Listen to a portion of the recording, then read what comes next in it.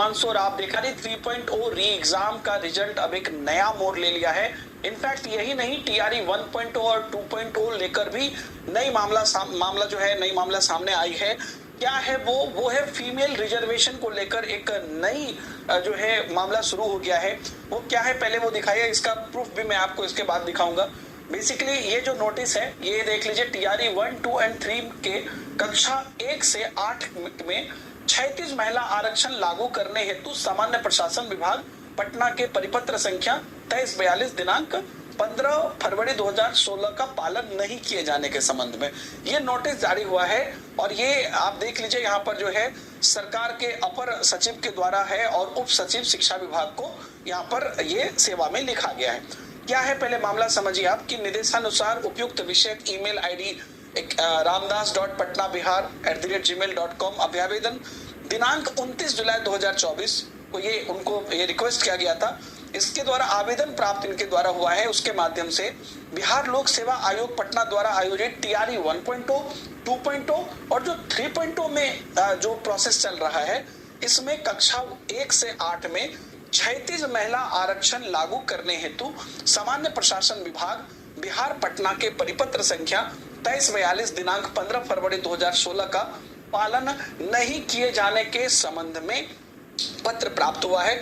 उल्लेखित मामले में आवश्यक कार्रवाई शिक्षा विभाग बिहार पटना से संबंधित है। उपयुक्त अभ्यावेदन की छाया प्रति संलग्न कर नियमानुसार अग्रतर कार्रवाई है तो संलग्न है। अब ये कहां से मामला आया है, तो जैसा कि आप जानते हैं कि जो नोटिस बता रहा है वो क्या कह रहा है कि महिलाओं को हॉरिजॉन्टल आरक्षण 36 आरक्षण 35% का होना चाहिए, जिसका पालन नहीं हो रहा है। अब वो नोटिस है 15 फरवरी 2016 वाला, जिस नोटिस में ये कहा गया था, यहाँ पर अगर आप देखिएगा तो इस जगह पे यहाँ पर मेंशन है 35% महिला के चयन के संबंध में, है ना, प्रक्रिया और रोस्टर बिंदु का निर्धारण अलग से करने का निर्णय लिया गया है, और जिसमें कि महिला हेतु 35% 36 आरक्षण, ये वाला नोटिस था जिसका मामला अभी भी चल रहा था, लेकिन इसको पालन नहीं किया गया है।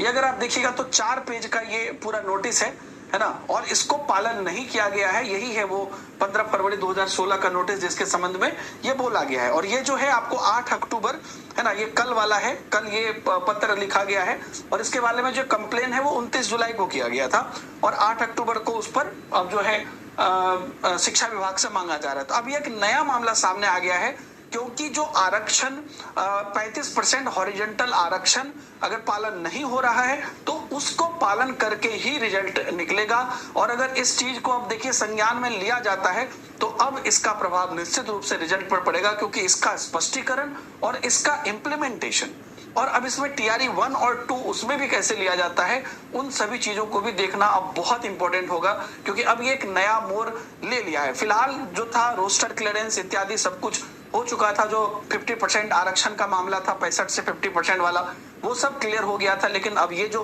35% हॉरिजॉन्टल आरक्षण ही होना चाहिए, इस पर अब जो है बात आगे क्या जाती है, कोई भी अपडेट आएगा तो मैं आपको बताऊंगा। फिलहाल के लिए यह मामला अब जो है निकल पड़ा है।